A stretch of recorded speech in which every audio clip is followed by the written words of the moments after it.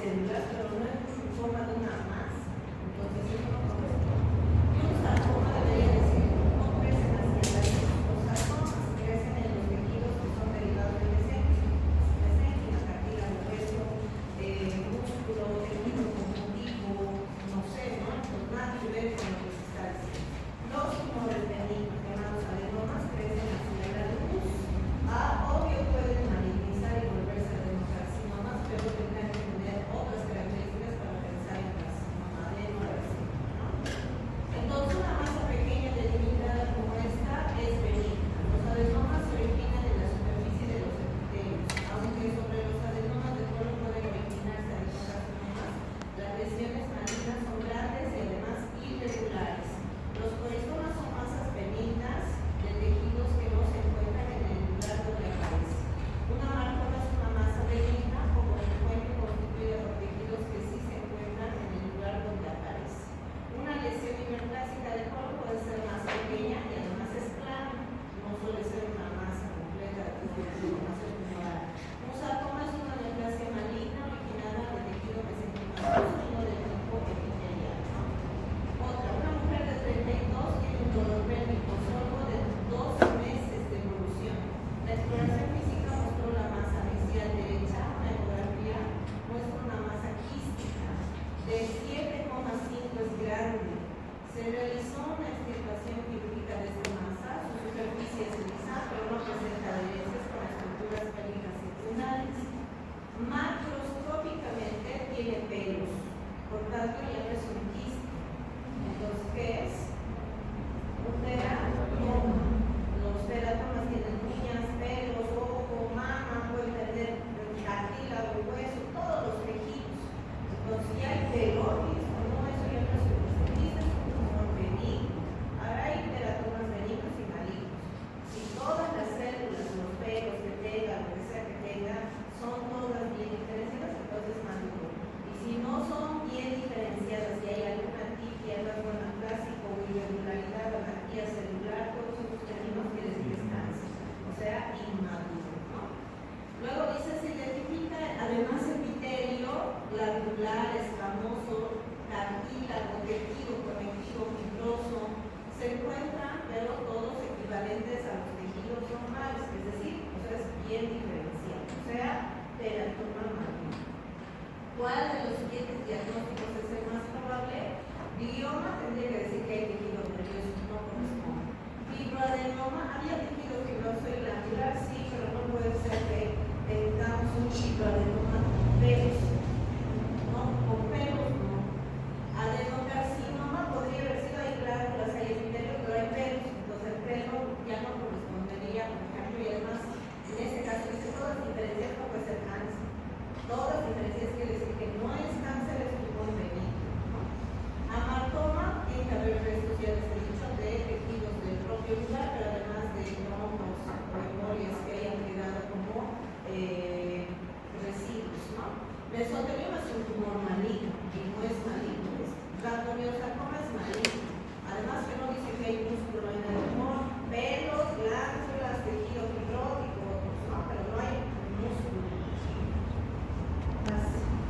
Y el teratoma es la opción correcta, ¿no? Ya hemos dicho que ese era el diagnóstico. Dice un teratoma es una neoplasia derivada de células germinales totipotenciales. Ahora yo no les he dicho de esa forma, les he dicho que es un tumor con múltiples dinámicas células que es equivalente a lo que va a dar una célula totipotencial, ¿no?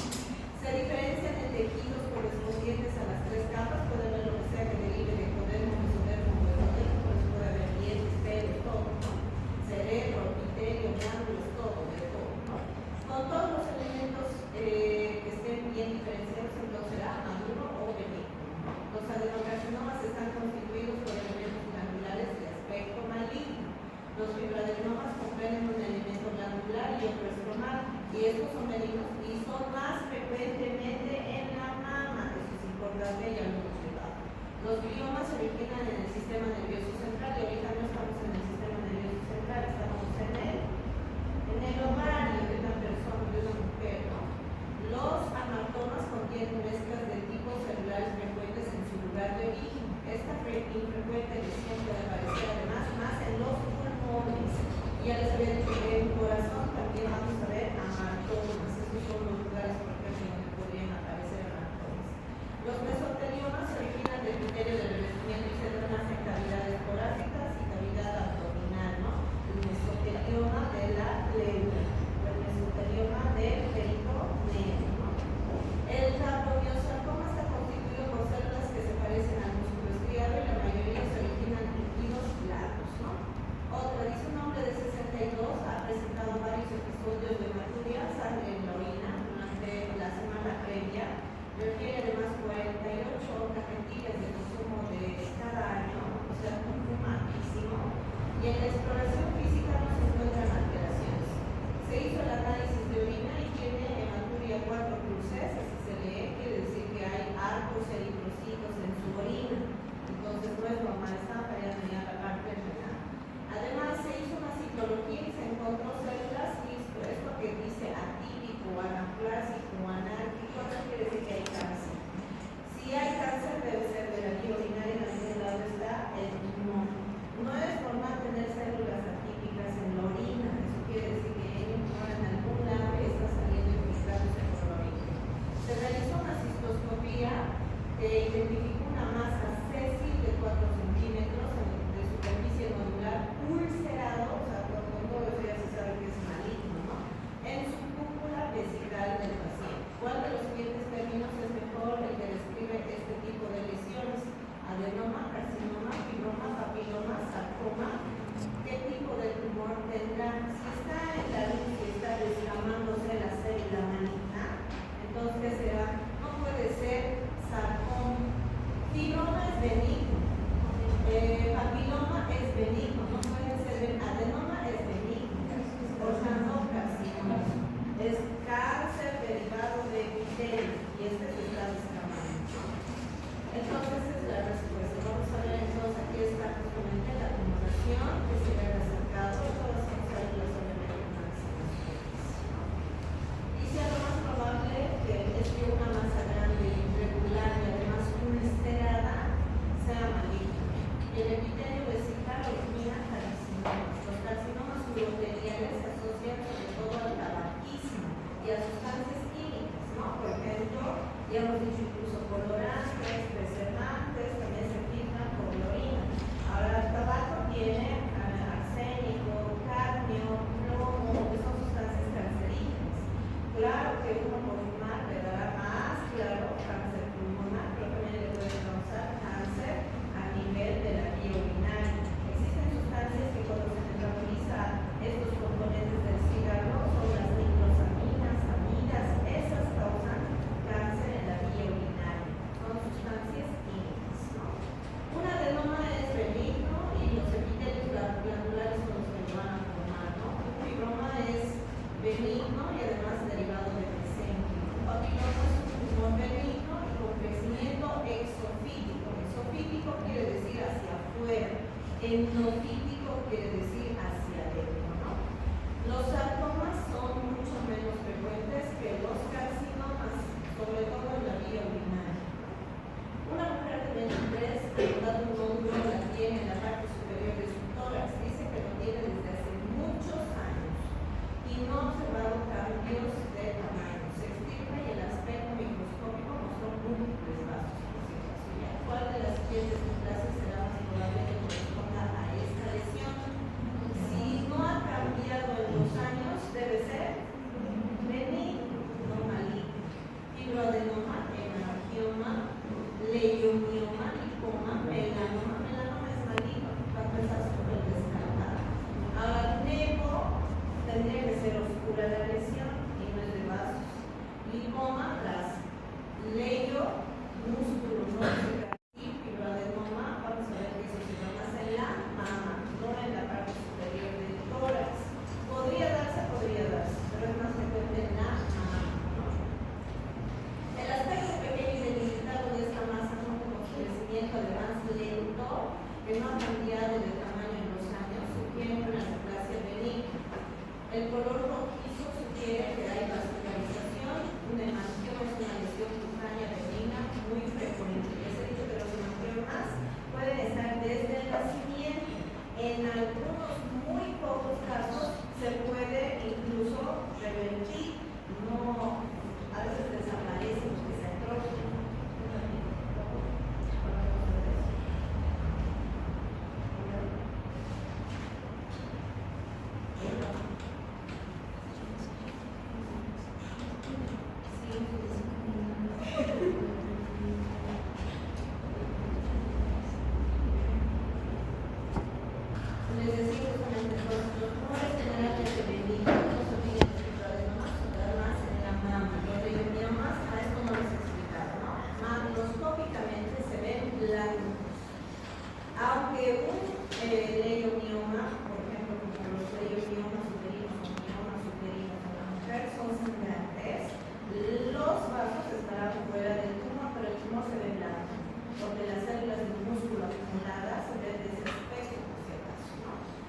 que llevamos macros en práctica, seguramente vamos a revisar el aspecto macroscópico de los medios de formación. Y son frecuentes, como estamos diciendo, más en el interior. Los linfomas son tumores grasos amarillentos que pueden originarse debajo de la epidermis. Los melanomas son oscuros, bien llenos de la melanina, y los negros son un poco más claros, más café, que comparado con un melanoma, que sí se puede ver bien oscuro. Una mujer de 50 años se somete a una colonoscopia de cribado. Los estudios de cribado se hacen en personas que se sabe que tienen mayor tendencia a formar tumores. No sé, por ejemplo, hay que hacer cribado en hombres de 50 años porque suelen hacer cáncer de próstata, hay que hacer cribado. O la mujer, el cáncer de mama a partir de los 50, sí hay que hacer ciertos estudios mínimos cada año. Entonces, para hacer el cribado, para detectar pacientes de forma temprana y poder tratarlas si tuvieran alguna condición. Igual, por ejemplo, los hombres generalmente son los que presentan más cáncer de colon, se hace cribado, pero todo paciente que por encima de los 50 tenga alguna revisión se deben hacer estudios mínimos, por ejemplo, colonoscopia, ¿no? Se reconoce un pólipo pediculado de 1 centímetro en el estigma de esta paciente mujer. El estudio histológico del pólipo muestra glándulas bien diferenciadas, sin infiltración del tallo. ¿Cuál de las siguientes pruebas de investigación permitirá distinguir con mayor fiabilidad si este pólipo que ya se sabe que tiene esta paciente es solo una hiperplasia o es un adenoma de tipo tubular? Esto no hemos avanzado mucho acerca de esto, pero algunos de esos estudios ya los hemos mencionado. Por ejemplo, la citometría de grupo se hace para poder diagnosticar, les he enseñado, linfomas.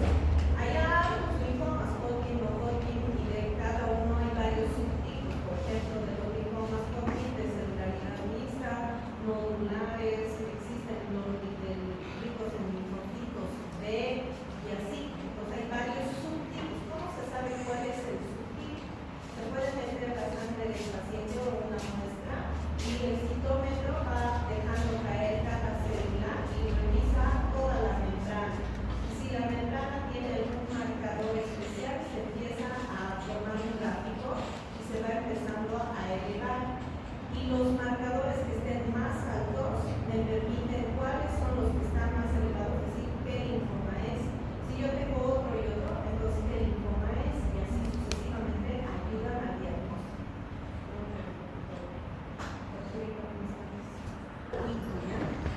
Entonces decía, la citometría sirve más para eso y sirve para clasificar qué células están en fase S de síntesis. Pero al saber una célula si está en fase S, cuando yo tengo hiperplasia, se aumenta el número de células. Cuando se pone un tumor, aumentan las células. O sea, hay fases S en ambos procesos, sí. Por tanto, no sirve para saber si es hiperplasia o si es un tumor. Pero sí me ayudará a clasificar, por ejemplo, esos otros tipos de tumores que les digo, linfomas,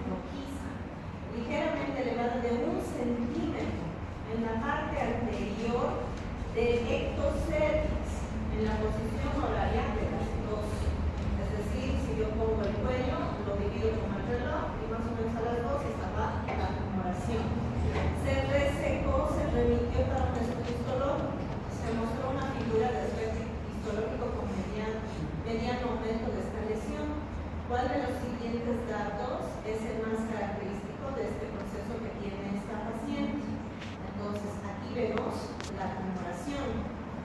Fíjense que hay mucho desorden, hay núcleos que no están normales. Entonces, vamos a ver cuál será la opción mejor. Es una neoplasia de endometrio. Puede ser de endometrio. Si dice que está en el cuello, en el caso del cuello es endometrio, o sea, súper descartada.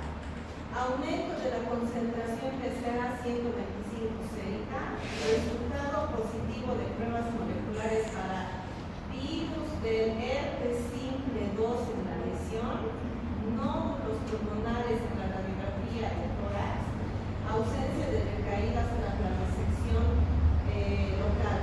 ¿Cuál será la mejor respuesta? Vamos a ver si no hay otras opciones, pero no, se escapan algunas Fs. Creo que no, porque ya les ha mostrado la respuesta, ¿no? Ausencia de recaídas en la planosección local. ¿Qué era esto? Porque hemos dicho que hay displasia y que hay altas alteraciones celulares. Era un cáncer, ¿no? Pero no tenemos entonces procesos invasivos todavía, es decir, que si lo sacamos es curable. Todos los cánceres que se llamen in situ son altamente curables, casi un 100%, porque si, y además esto es importante, digamos si yo tengo una muestra que mande así en el histopatológico y diga que hay bordes libres por fuera de la masa tomada, entonces ha curado el cáncer, ¿no? Porque la presencia de bordes libres quiere decir que hemos sacado toda la tumoración e incluso más allá de donde no había tumoración, y por tanto está curado el tumor. Y generalmente en el cuello uterino se puede hacer eso con la conización, ¿no? Entonces, la figura muestra un carcinoma in situ epitelio. Hay algo que quiero poner aquí del libro, ¿ya? En el libro, en una parte, en un párrafo, dice que en un carcinoma in situ puede haber la presencia de displasia en todo el espesor del epitelio. Pero no se puede decir que la displasia es carcinoma in situ. No es lo mismo, porque ya les he enseñado la displasia, puede estar en neoplasia benigna, maligna, puede estar en metaplasia, en hiperplasia, o sea, no puedo decir que la displasia es un carcinoma in situ, pero puede estar presente en un carcinoma in situ, sí. Y hay una parte del trabajo que está redactado generalmente porque hay traducciones de libros para entender una cosa. No se puede decir que la displasia de todo el espesor es carcinoma in situ su definición. ¿Se entiende? Aunque está redactado. Quiere decir que puede haber la presencia de displasia, pero la displasia puede aparecer en otros procesos que no sean neoplásicos e incluso neoplásicos malignos, ¿ya? Por si acaso. Lo que hace que sea un cáncer es los rasgos anaplásicos, los núcleos, la tinción del núcleo, o figuras oncológicas anómalas, o que presenten, por ejemplo, lo que serán los núcleos irregulares, o la pérdida de la polaridad celular, que todas las células estén orientadas en sentido vertical y no así en sentido horizontal. Todo eso sí ayuda a decir que esto es un cáncer, un carcinoma in situ. Entonces, eso es importante que sí les quede ya, por si acaso, cuidado que lean mal y estén respondiendo también mal. Las lesiones tisculares con reparación y regeneración pueden producir metaplasia, pero pueden evolucionar a displasia y es un cuadro premaligno. Los cánceres in situ limitados al epitelio no infiltran y la resección local consigue el tratamiento de la sanación en el 100% de los casos, ¿no? Sobre todo si hacemos una buena organización y hay márgenes libres. Las lesiones in situ no producen metástasis porque están confinadas antes de la membrana basal y no se originan en otra zona. Esta lesión guarda entonces relación con el virus del papiloma. El virus del papiloma no es el virus del herpes simple 2, que no es el mismo tipo de agente infeccioso. El herpes simple 2 sí causa cáncer por inflamación crónica, causa lesiones de inflamación crónica, no mutagenicidad directa. Tiene que generarse inflamación eros, y los eros son los que causan la mutación. De esa forma, tal vez este virus sí, pero no es un virus oncológico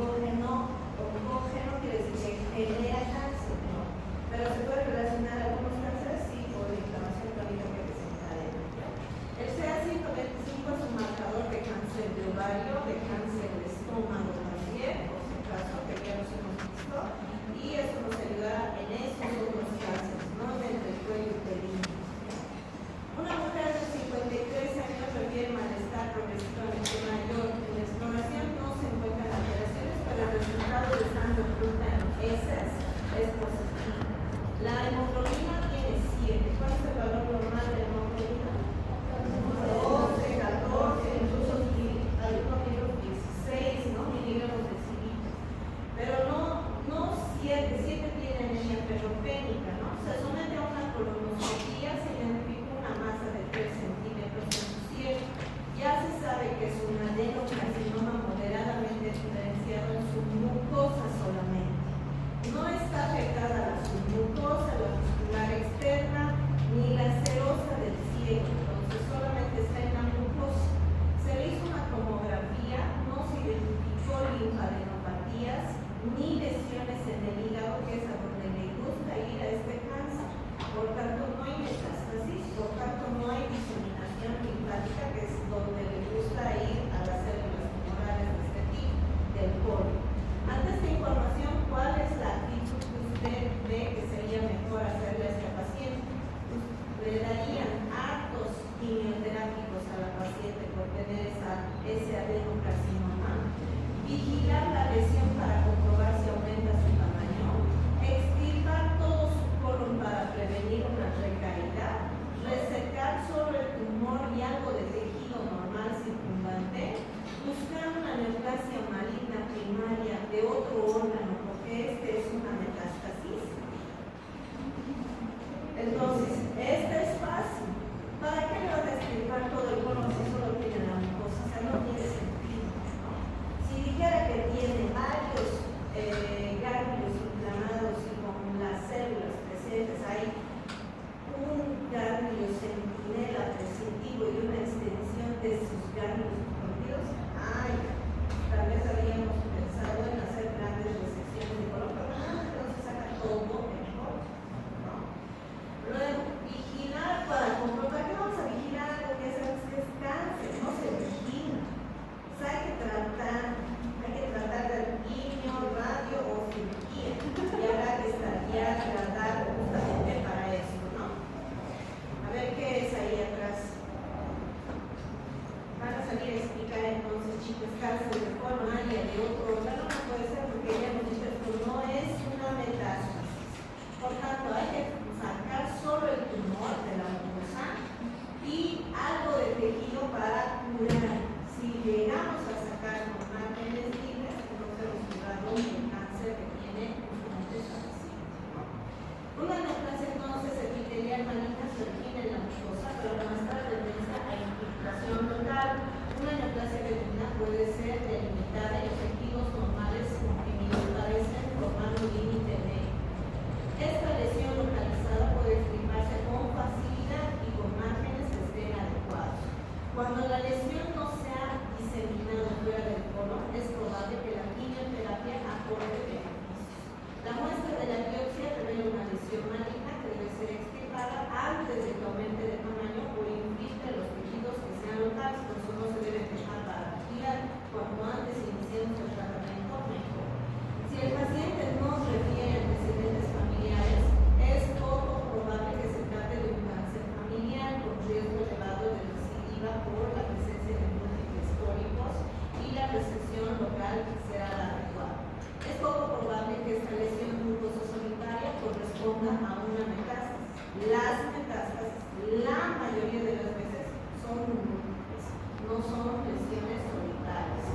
Faltan dos más. Una mujer de 57 años refiere una sensación de inflamación progresivamente mayor en su cuello, además de una pérdida de 3 kilos en los últimos 3 meses. A la exploración física se identifica un área fija, firme, de 3 por 5 centímetros de su lado derecho del cuello.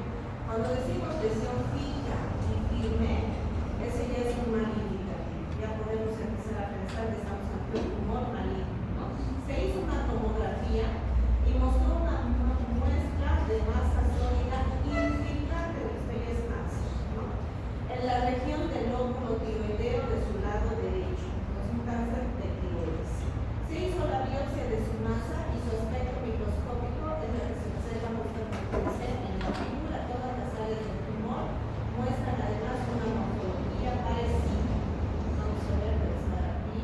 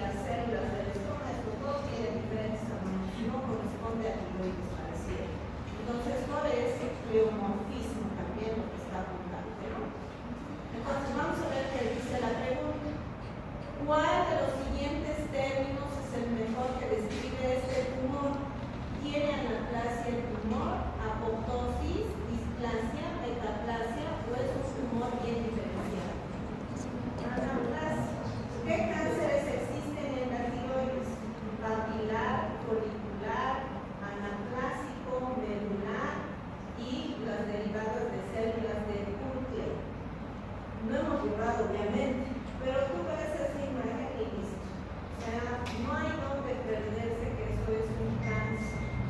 Y cuando hay muchas anomalías, no puede ser apoptosis, no estamos en humanos. No está solo desorganizado el tejido, hay rasgos anaplásicos muy grandes, evidentes. Metaplasia no es neoplasia, estamos ante un cáncer, eso no es metaplasia. Metaplasia es irreversible, el cáncer no. Y bien diferenciado, no se parece en nada a la latino, por tanto, anaplasia. Es el de peor pronóstico y generalmente vamos a ver el tratamiento de los resultados. Las células que muestra la fibra presentan un marcado geomorfismo e hipertromasia. Resulta difícil discernir cuál es la célula de origen, dado que no presentan diferenciación aparente. Se observa una mitosis tripolar aberrante. Este grado de anaplasia es compatible con una lesión maligna invasiva de alto grado y se denomina carcinoma anaplásico. La apoptosis, aquí dice, es la necrosis de células aisladas, está haciendo alusión a la necroptosis presentacional, pero las células de la imagen parecen viables, no están fragmentadas, por tanto no hay necroptosis ahí. ¿Ya? La displasia son cambios en el seno del epitelio precursores a veces de neoplasia, no siempre, pero pueden ser precursoras de neoplasia donde yo encuentre displasia. La metaplasia, en la que un tipo de célula epitelial se cambia por otro, suele ser precursora de una displasia y luego recién de malignidad. Las neoplasias bien diferenciadas suelen ser menos invasivas y crecer en forma más lenta y recuerdan a las células que son del lugar o de origen. Por tanto, no era bien diferenciado porque no se parecía a folículos de la tiroides normal. Otra, la citología cérvico-vaginal obtenida durante una revisión de una mujer de 29 resultó anormal. La paciente no tiene signos ni síntomas. Tiene antecedentes de múltiples parejas sexuales. Se obtuvo una biopsia de su cervix. Dice, cuidado que sean ustedes aquí. El aspecto microscópico muestra la figura. Había células planas en todo el espesor con rasgos anaplásicos. ¿Cuál de los siguientes diagnósticos será más probable? Adenocarcinoma, carcinoma in situ, displasia, amarnoma, transformación metaplásica, carcinoma epidermoide. Les voy a mostrar la imagen. Este epitelio es el normal, el de este ladito. Así debería verse todito, pero miren bien el epitelio central. Se ha entrado hasta el fondo y ha formado remolinos.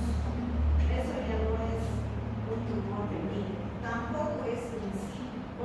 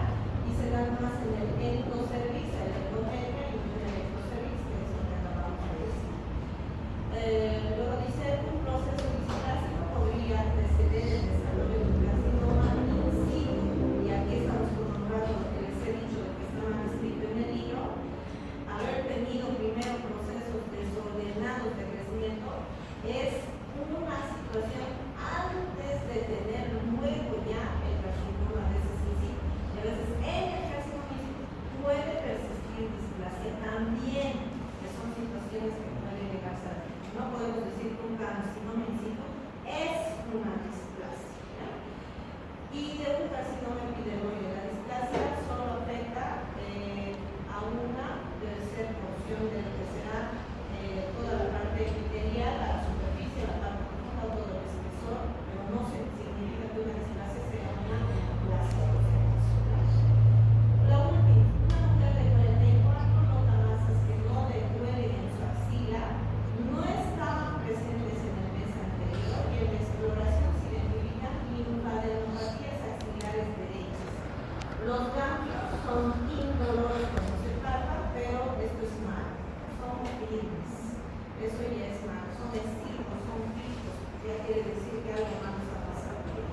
¿Cuál de las siguientes lesiones es más probable que se encuentre en esa mama derecha de esa paciente? Tendrá una mastitis aguda con un acceso, un fibroadenoma, carcinoma lobular infiltrante, carcinoma solo intraductal, o sea, dentro de los ductos nada más, leiomiosarcoma. Todos estos tumores se pueden dar, claro, en la mama. La mastitis es una inflamación nada más. La mastitis se da generalmente en mujeres que están dando de lactar y no sale la leche y se queda retenido, proliferan las bacterias y se forman los abscesos. ¿Qué hay que hacer? Hay que seguir dando de lactar, y hay que poner paños y hay que tomar antiinflamatorios.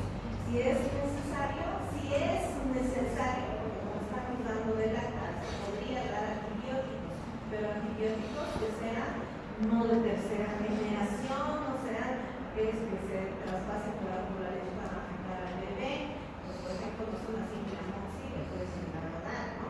Entonces vamos a ver que las mastitis no afectan los ganglios para volverse fijos. Sí se pueden inflamar los ganglios si tengo una mastitis, sí, pero no se vuelven fijos cuando se los palpa. Cuando se vuelven fijos quiere decir que hay procesos malignos que han entrado. No puede ser un fibroadenoma porque es benigno. No puede ser leiomiosarcoma porque debería decir que aquí es infiltrante, es decir, que ya se ha diseminado a través de la vía linfática. Y generalmente los epiteliosarcomas le encantan a la vía hematógena que la vía linfática, y eso es importante recordar. Puede ser un carcinoma intraductal, no porque debería decir carcinoma ductal infiltrante o invasivo. Ese sí podría ser, de hecho, si hubiera esos dos, ductal infiltrante, lobular infiltrante, seguro sería más adecuado un ductal infiltrante porque es más frecuente que el lobular en la mama. El carcinoma invasivo ductal es el más frecuente. El lobular es menos frecuente, pero como este sí tiene este término, que quiere decir que las células ya están buscando vías de diseminación, entonces esta es la mejor respuesta de todas, ¿ya? Pero podrían darse otras situaciones, por si acaso, ¿no? Dice la diseminación linfática sobre los ganglios regionales que drenan el origen del tumor primario es típica de los carcinomas, aunque no es únicamente, ¿no? Pero es típico de eso. Un carcinoma intraductal no se ha extendido por debajo de la membrana basal, por eso solo dice intraductal. Pero el carcinoma infiltrante ha adquirido sí la capacidad de infiltrar y metastatizar. No es lo mismo decir carcinoma de mama ductal invasivo que decir solo intraductal. Intraductal quiere decir que no ha infiltrado. Puede resultar difícil determinar el origen de un tumor primario cuando este es muy pequeño y muy profundo, y por eso es necesario siempre hacer estudios radiológicos como la llamada mamografía. La mamografía no se olviden se hace a partir de los 50 años. Si es mujer joven de 20 años, hay que hacer ecografía. Un fibroadenoma de mama es una neoplasia benigna y tiene capacidad de infiltrar o metastatizar. La infección asociada a los abscesos mamarios puede extenderse a los ganglios linfáticos y aumentar el tamaño, pero no causan justamente lo que será esa fijación del ganglio, ¿no? Por si acaso. Es raro que un sarcoma metastatice los ganglios y los leiomiosarcomas de mama son muy infrecuentes, pero sí se puede dar, igual que en los sarcomas. Entonces hasta ahí vamos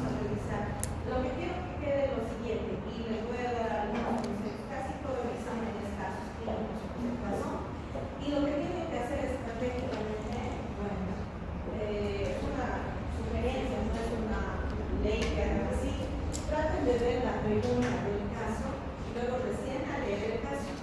Porque así vas ahorita, porque se fijan, hay casos que te describen las cosas que no van que ver y preguntan. Entonces, primero lean la pregunta y luego recién empiezan a leer el caso. ¿Se entiende?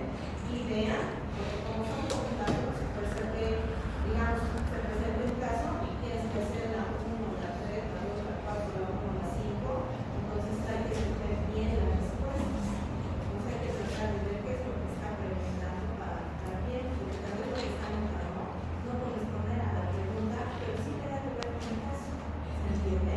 Entonces van a tener que ver lo que están leyendo los casos clínicos. Ahora, claro que hay cosas que hemos dado con seriamente sobre PTC, tomografía eso es más, X, rayos X.